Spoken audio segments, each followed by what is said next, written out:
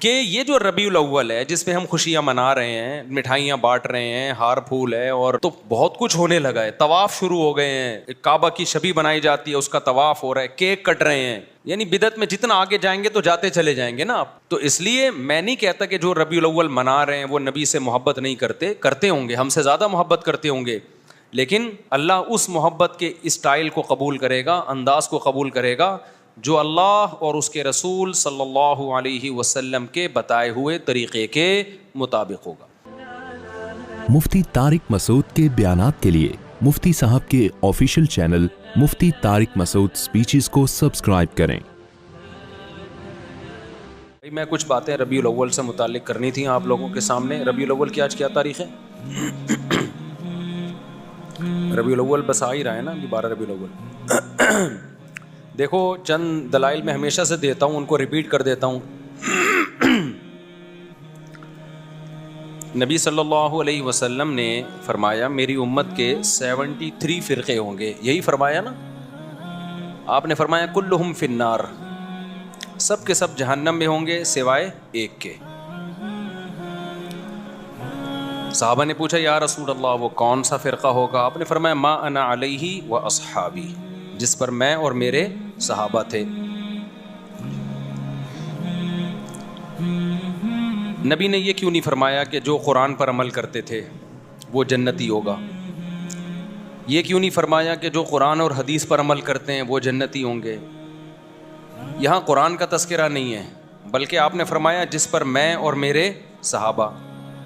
وجہ اس کی یہ ہے کہ کیونکہ یہ 73 فرقے اسلام کی طرف منسوب ہوں گے نا, تو قرآن کو تو سب مانتے ہوں گے, کیونکہ اگر قرآن کا انکار کر دیں پھر تو اسلام رہا ہی نہیں نا, پھر تو اسلام کے فرقے تھوڑی ہوئے. تو ان میں ہر شخص سہارا قرآن سے لے رہا ہوگا, دلائل کہاں سے دے رہا ہوگا؟ قرآن سے. تو نبی کی حدیث کا مطلب یہ ہوا کہ ان کی قرآن کی آیتوں سے متاثر مت ہونا, بلکہ دیکھنا میرا کس پر عمل تھا, کیونکہ قرآن سب سے زیادہ سمجھنے والا میں اور قرآن پہ سب سے زیادہ عمل کرنے والا میں. تو قرآن کی آیت کی کوئی ایسی تشریح اگر کر رہے ہیں جس پر میرا عمل ہی نہیں ہے, اس کا مطلب وہ تشریح غلط ہو رہی ہے. جیسے ربیع الاول میں ایک دلیل دی جاتی ہے قل فبذالک قل بفضل اللہ وبرحمتہ فبذالک فلیفرحوا. اللہ سورہ یونس میں فرماتے ہیں ہم نے تمہیں قرآن کی نعمت دی تو تمہیں چاہیے کہ اس پہ خوش ہو جاؤ. اب لوگ کہتے ہیں اللہ تو کہہ رہے قرآن کی نعمت پہ خوش ہو جاؤ, تو نبی کی نعمت پہ تو اور زیادہ خوش ہونا چاہیے. تو نبی کی نعمت ہمیں ربیع الاول میں ملی ہے تو ہمیں ربیع الاول میں کیا ہونا چاہیے؟ خوش ہونا چاہیے. اب یہ قرآن کی ایسی تشریح ہو رہی ہے جس پر نبی صلی اللہ علیہ وسلم کا عمل نہیں ہے, یہ آپ اپنی تشریح کر رہے ہیں. کیونکہ قرآن کا اگر یہ مطلب ہوتا تو سب سے پہلے ربیع الاول میں نبی خوش ہوتے اور خوشی مناتے, پھر صحابہ خوش ہوتے اور خوشی مناتے. ہم تو دیکھ رہے ہیں نہ نبی نے خوشی منائی نہ صحابہ نے خوشی منائی. اب اس آیت کا مطلب کیا ہے؟ اس آیت کا مطلب یہ بھائی تمہیں قرآن کی نعمت ملی ہے خوش ہو جاؤ,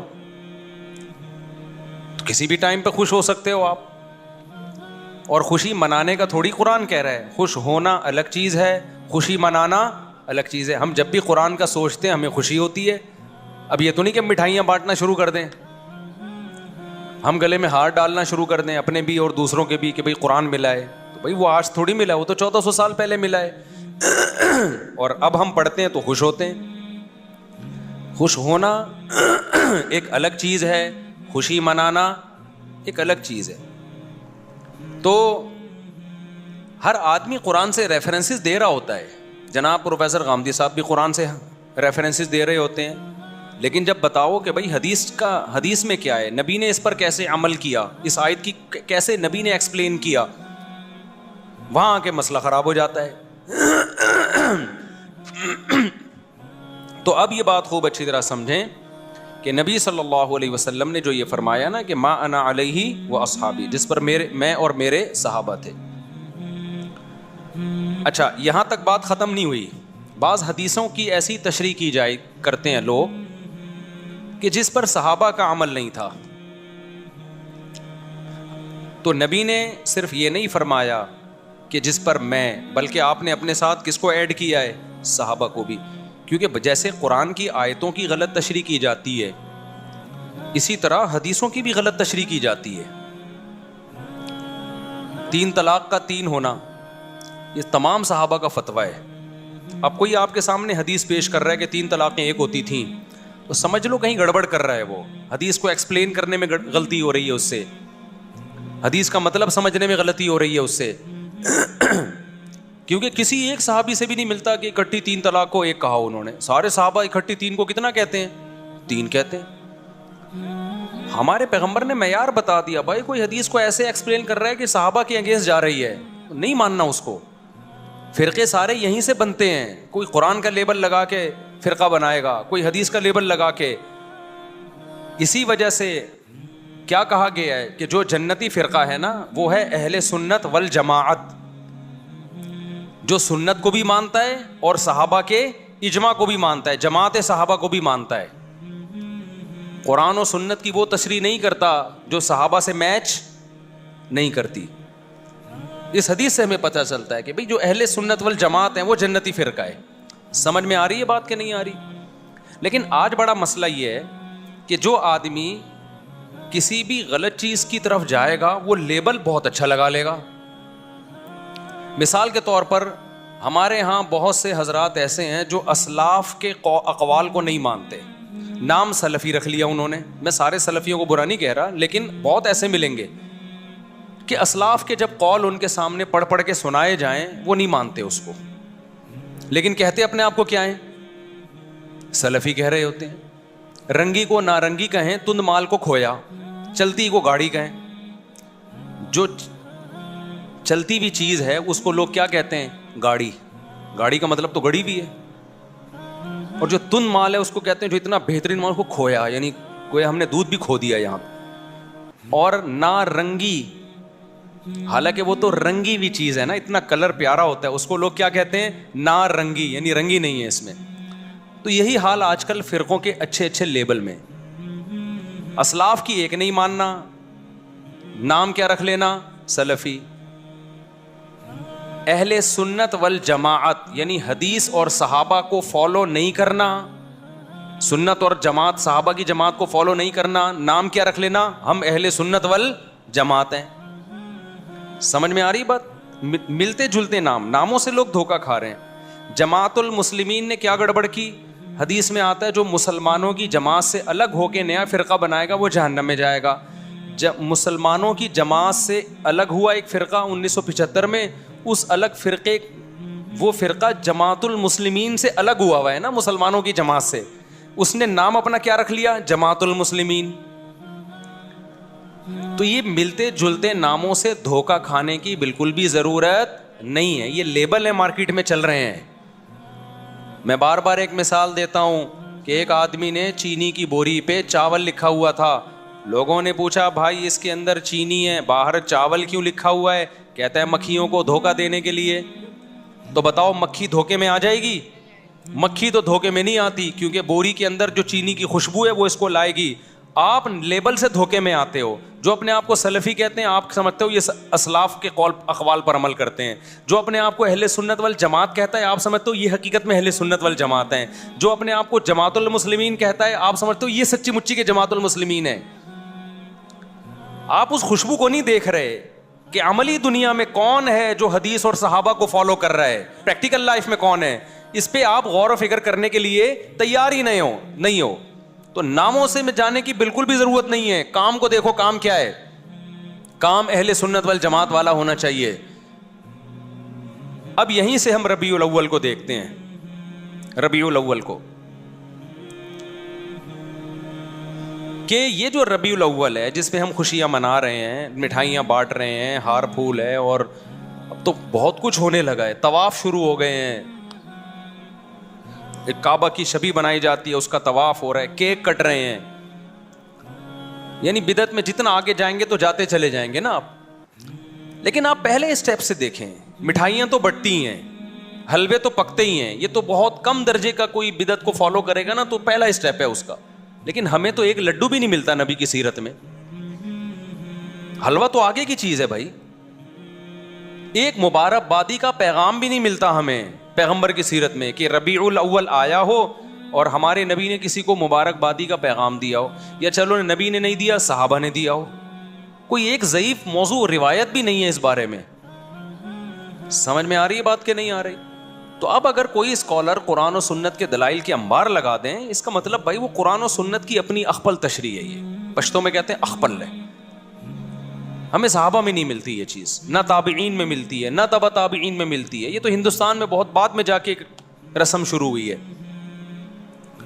تو اس لیے میں نہیں کہتا کہ جو ربیع الاول منا رہے ہیں وہ نبی سے محبت نہیں کرتے ہوں گے، ہم سے زیادہ محبت کرتے ہوں گے، لیکن علم نہ ہونے کی وجہ سے محبت کا رخ ٹھیک بولو نہیں ہے.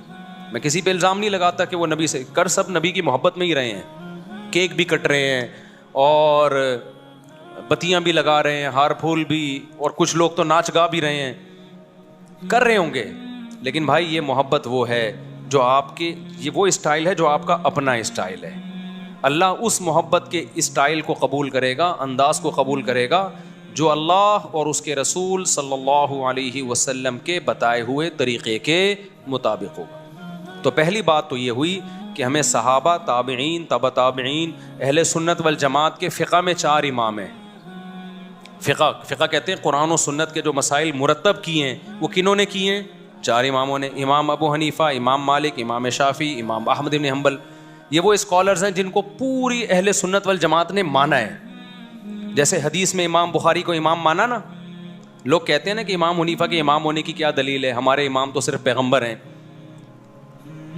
بھائی امام ابو حنیفہ کو امام فقہ میں مانا جاتا ہے ایک خاص جزئیے میں، کہ نبی صلی اللہ علیہ وسلم تو نبوت میں امام ہے، سب کے امام ہیں.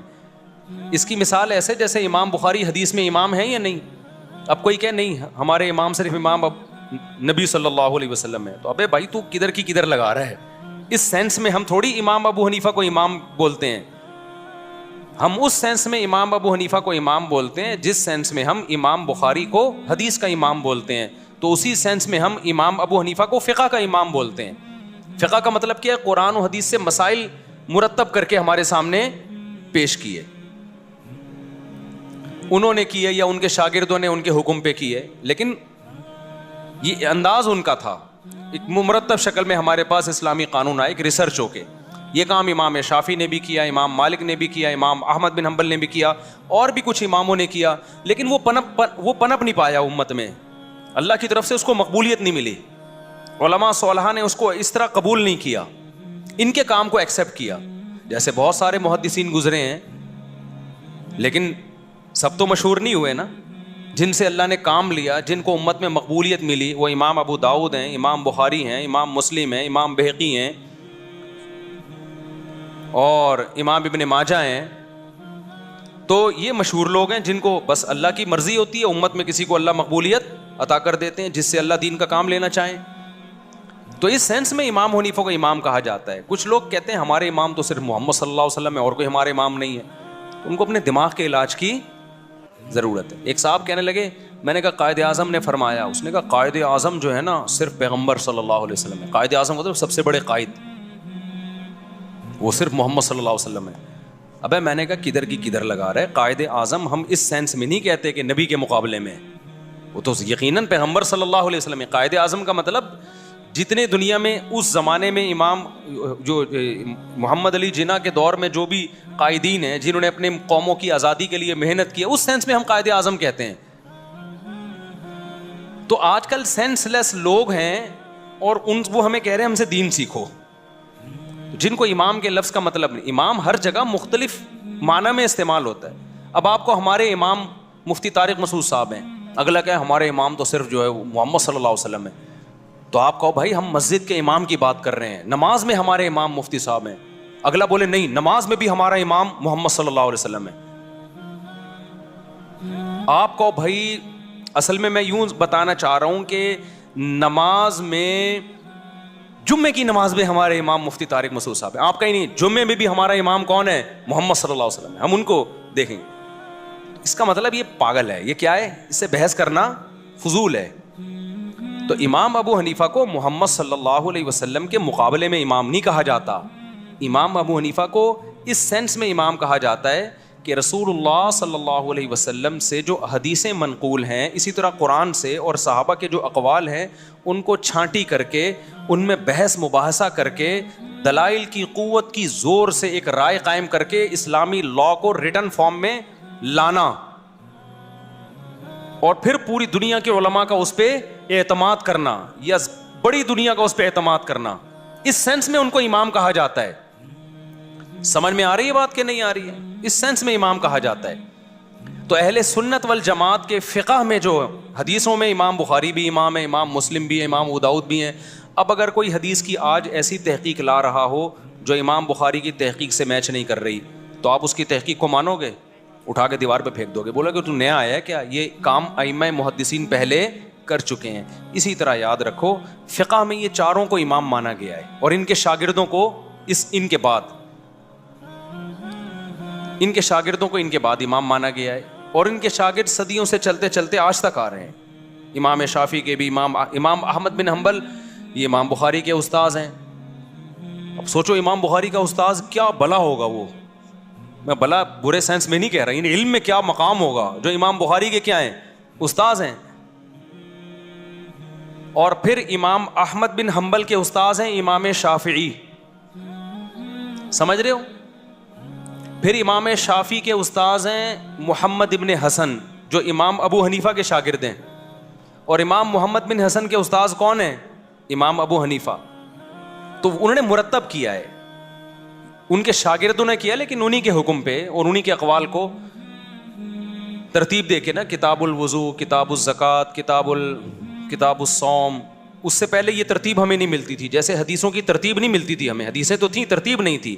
تو ایسے ہی فقہ کے مرتب ہونے سے پہلے فقہ تو تھا، مسائل تو تھے، مرتب بعد میں کیا گیا ہے. اب جب ایک چیز مرتب ہو جاتی ہے نا تو پھر آپ اس کے پابند ہو جاتے ہیں.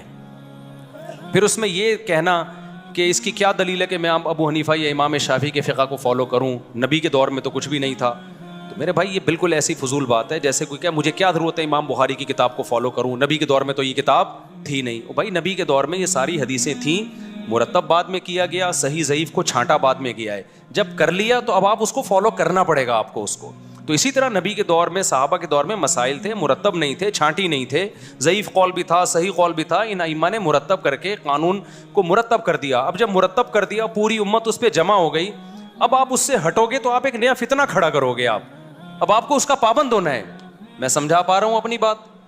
تو اس لیے اب جو دلیل دی جاتی ہے وہ ایسے کہ قرآن، حدیث، اجماع امت اور فقہ، وہ اسلامی فقہ جو آج سے پہلے اہل سنت والجماعت کے اماموں نے مرتب کر دیا ہے.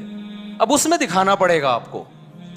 تو ہم دیکھتے ہیں ان چاروں میں ربیع الاول کا تذکرہ نہیں ملتا ہمیں کہ ربیع الاول کوئی مقدس مہینہ ہے، یا ربیع الاول میں لڈو کھانا ہے، یا لڈو میں اس لیے بولتا ہوں مزہ لڈو میں ہے، حلوے بولنے میں مزہ نہیں آتا.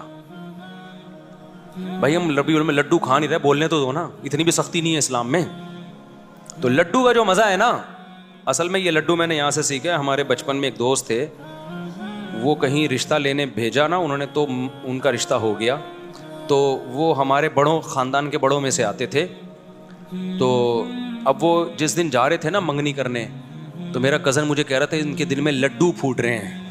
تو وہاں سے مجھے لڈو کا لفظ یاد ہو گیا. ان کے دل میں کیا پھوٹ رہے ہیں؟ وہ اپنی نا مسکراہٹ چھپا نہیں پا رہے تھے. تو میرے دوست نے مجھے ان کے دل میں لڈو پھوٹ رہے ہیں. لیکن شادی کے بعد پھر جو ایسے ان کے دل میں کریلے پھوٹے ہیں نا، وہ اللہ ہی جانے. تو خیر، تو ہم دیکھتے ہیں نہ امام ابو حنیفہ سے اس بارے میں کچھ منقول ہے، نہ امام شافعی سے، نہ امام مالک سے، نہ امام احمد ابن حنبل سے. یہ چاروں فقہ کے امام ہیں جن کو پوری دنیا میں فالو کیا گیا ہے. آپ انڈونیشیا میں جاؤ گے سارے شافعی ملیں گے، ملیشیا میں جاؤ گے سارے شافعی ملیں گے آپ کو، ایران میں جاؤ گے جو اہل سنت والجماعت میں سارے حنفی ملیں گے آپ کو، ازبکستان، آذربائیجان جو روس سے آزاد ریاستیں ہیں ان میں سارے حنفی ملیں گے آپ کو، پورا افغانستان حنفی ہے، پورا پشاور حنفی، پورا لاہور، سوائے چند فیصد لوگوں کے جو حنفی نہیں ہیں، وہ بھی اب حنفی نہیں ہوئے. ان کے باپ دادوں میں جاؤ گے وہ بھی سارے کیا تھے؟ حنفی. کچھ لوگ کہتے ہیں ہم منگول ہیں، تو منگول سارے حنفی تھے جب اسلام قبول کیا تھا انہوں نے. سمجھ میں آ رہی ہے بات؟ کچھ لوگ کہتے ہیں ہم کیا ہیں؟ منگول ہیں. تو آپ ماضی میں جاؤ گے سارے منگول کیا تھے؟ جب اسلام قبول کیا تھا سارے کیا تھے؟ وہ حنفی تھے. یہاں تک کہ آج جو یہ کہہ رہے ہیں نا ہندوستان پاکستان میں میں حنفی نہیں ہوں، تو وہ نہیں ہے تو اس کے ابا حنفی تھے. ابا نہیں ہو تو دادا حنفی تھے, دادا نہیں تو پردادا تو کنفرم کیا تھے, حنفی. اسلام آیا ہی حنفی ہی اسلام لے کر آئے ہیں بر صغیر میں. سمجھ میں آ رہی ہے بات؟ بر صغیر میں اسلام کون لے کر آیا ہے؟ حنفی لائے ہیں. تو سارے حنفی تھے جتنے بر صغیر